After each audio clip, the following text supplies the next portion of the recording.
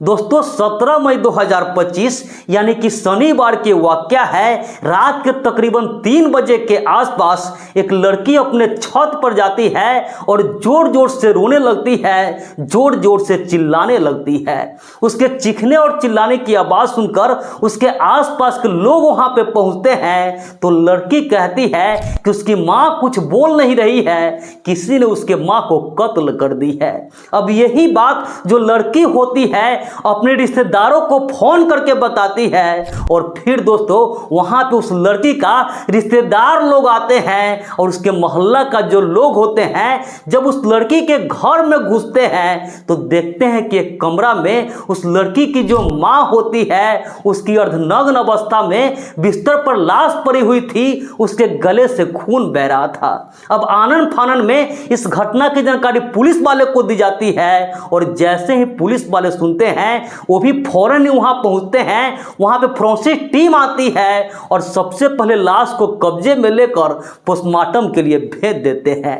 और इसके बाद दोस्तों अब जो पुलिस वाले होते हैं इस पूरे मामला के छानबीन करना शुरू करते हैं। उस महिला की जो बेटी होती है जब उससे पूछताछ करते हैं तो कहती है कि वो छत पे थी और नीचे उसके माँ के साथ किसी ने जबरदस्ती करने का कोशिश कर रहा था और जब वो नीचे आई तो देखी कि उसकी माँ कुछ बोल नहीं रही है, उसके माँ को किसी ने कत्ल कर दी है। लेकिन दोस्तों जो पुलिस वाले होते हैं जब इस पूरे मामला को अच्छे तरीके से छानबीन करने का कोशिश करते हैं तो पता चलता है कि उस महिला का कत्ल किसी और ने नहीं बल्कि उसकी वही बेटी ने की थी जो छत पर जोर जोर से चिल्ला रही थी, रोने का नाटक कर रही थी। वाकई में दोस्तों आज की जो घटना है जब आप भी सुनेंगे तो कहीं ना कहीं सोचने पे मजबूर हो जाएंगे कि आखिर कोई बेटी ही सिर्फ अपने मतलब को पूरा करने के लिए अपने ही मां के साथ इस तरीके की घटना का अंजाम कैसे दे सकती है। नमस्कार, प्रणाम, मैं सर्वेश राज। आज की इस घटना की कहानी शुरू करूं इससे पहले आपसे एक छोटी सी गुजारिश है, आप प्लीज वीडियो को लाइक कर दीजिए, साथ ही साथ चैनल को भी सब्सक्राइब कर लीजिए ताकि मेरा हौसला बढ़ता रहे। तो दोस्तों आज आपको जिस घटना की कहानी सुनाने जा रहा हूं दरअसल घटना है उत्तर प्रदेश का राजधानी है लखनऊ और इसी लखनऊ का एक थाना लगता है चिन्हट थाना क्षेत्र का ही एक गांव है सेमरा और इसी गांव के रहने वाली एक महिला होती है जिसका नाम होता है उषा सिंह। दोस्तों जो उषा सिंह होती है उसकी उम्र तकरीबन 40 साल के आसपास थी और उस महिला का जो पति थे वो आज से तकरीबन 12 साल पहले ही इस दुनिया को छोड़कर जा चुके थे। और इसके बाद दोस्तों वो जो महिला होती है उसकी एक तकरीबन 15 साल की इकलौती बेटी होती है, उसी बेटी के साथ घर में अकेले रहने लगती है। दोस्तों जो महिला होती है खुद को और अपने उस बेटी को परवरिश के लिए ऑडिट भवन में हाउसकीपिंग का काम करने लगती है और उससे जो पैसा आता था उसी पैसा से खुद के और अपने बेटी को परवरिश करती थी।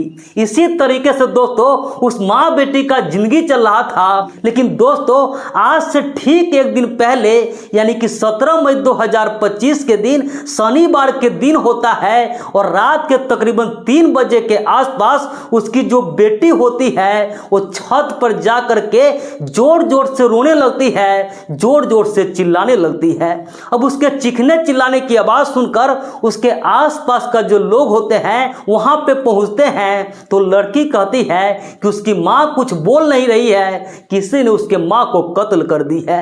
यही बात अब जो लड़की होती है उसका एक मामा होता है जिसका नाम रवि होता है उससे भी फोन करके बताती है और फिर दोस्तों जैसे उसके मामा इस बात को सुनते हैं उसके मामा फौरन ही वहां पे पहुंचते हैं। उसके जो मोहल्ला का लोग होते हैं वो लोग जब उसके घर के अंदर घुसते हैं तो एक कमरे में देखते हैं कि उसकी जो माँ थी यानी जो उषा सिंह थी उसके अर्धनग्न अवस्था में बिस्तर पर लाश पड़ी हुई थी, उसके गला से खून बह रहा था। अब आनन फानन में इस घटना की जानकारी पुलिस वाले को दी जाती है और जैसे ही पुलिस वाले सुनते हैं फौरन ही वहां पे पहुंचते हैं। वहां पे फोरेंसिक टीम आती है और सबसे पहले लाश को कब्जे में लेकर पोस्टमार्टम के लिए भेज देते हैं। और इसके बाद दोस्तों अब जो पुलिस वाले होते हैं इस पूरे मामला का छानबीन करने लगते हैं। उसकी जो बेटी होती है जब उससे पूछताछ करते हैं तो उसकी बेटी कहती है कि वो छत पे थी और नीचे उसके माँ के साथ किसी ने जबरदस्ती करने की कोशिश कर रही थी, और जब वो नीचे आई तो देखी उसकी माँ है वो कुछ बोल नहीं रही है, किसी ने उसका कत्ल कर दी है। अब जो पुलिस वाले होते हैं उसके घर के अच्छे तरीके से जांच पड़ताल करते हैं तो पता चलता है कि उस घर का न तो दरवाजा टूटा हुआ था और न ही लूटपाट की गई थी। उसके पूरे घर का जो भी सामान था वो पूरे तरीके से व्यवस्थित था। अब जो पुलिस वाले होते हैं उसे समझने में देर नहीं लगती है कि जो भी इस घटना का अंजाम दिया हो वो कोई गैर नहीं होगा, वो कोई अपना ही लोग होगा और इस सब के मर्जी से घर आया होगा। अब जो लड़की होती है उसका शक होता है कहीं ना कहीं जो उसकी बेटी होती है उसी पे चला जाता है। और फिर दोस्तों जब उसके बेटी के बारे में पता लगाते हैं तो पता चलता है कि जो लड़की होती है वो एक लड़का से प्यार करती है।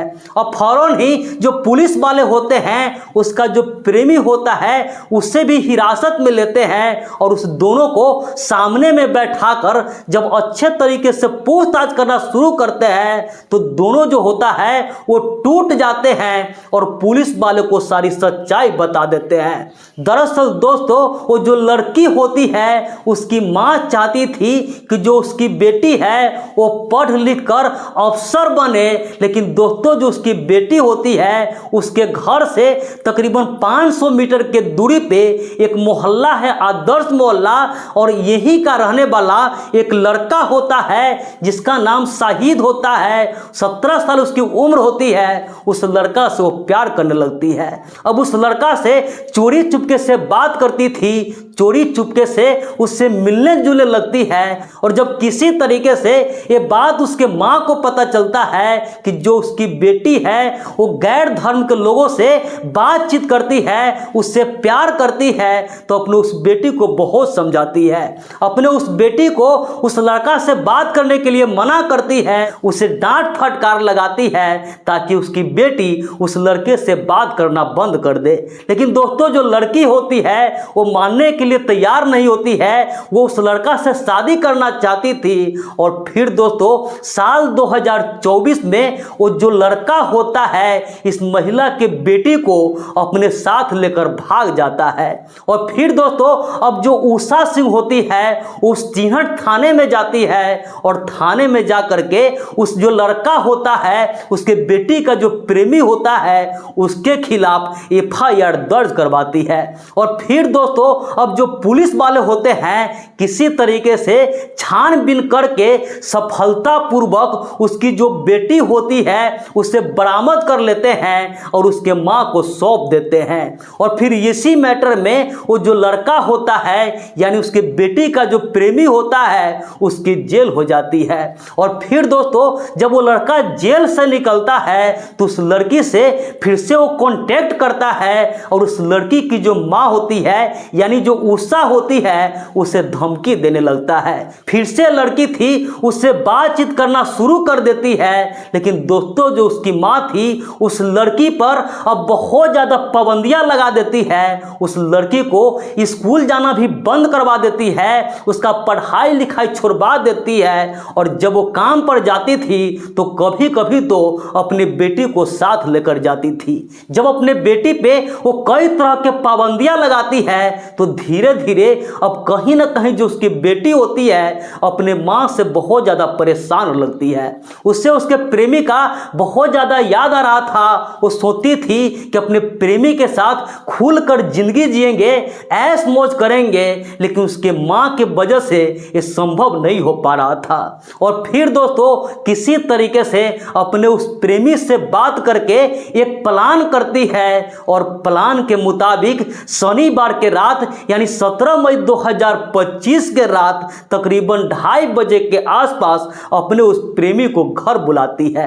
और फिर दोस्तों जब उसका प्रेमी उसके घर पे पहुंचता है, इस लड़की से मिलता है, तो दोनों उस महिला के कमरे में जाता है। यानी जो लड़की होती है अपने माँ के कमरे में में पहुंचती है और सबसे पहले कपड़ा से उसके माँ को गला को कस देता है।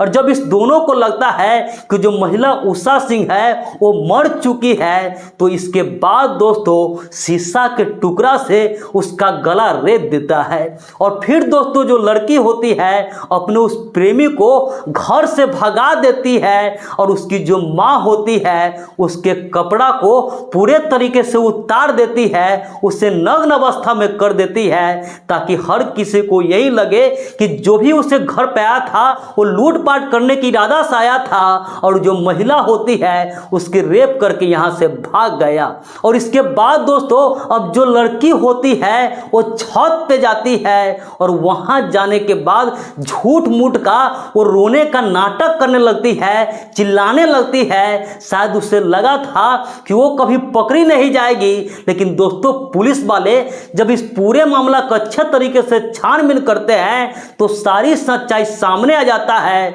और इसके बाद दोस्तों वो दोनों को गिरफ्तार करके उसके खिलाफ आगे की कार्रवाई में जुट जाते हैं। तो दोस्तों आज के इस जमाने में बाहर वाले के साथ साथ अपने लोगों से भी बहुत ज़्यादा सतर्क रहने की जरूरत है। बाकी दोस्तों आज के युवा पीढ़ी के लोगों से भी मेरी ये गुजारिश है कि कभी भी इश्क मोहब्बत में पड़ के ऐसी कोई भी गलती ना करे जिससे किसी की जान चली जाए या फिर आप सलाखों के पीछे चले जाए। बाकी दोस्तों इस पूरे घटना पर आपकी क्या राय है, आप क्या कहना चाहेंगे कमेंट करके जरूर बताइएगा।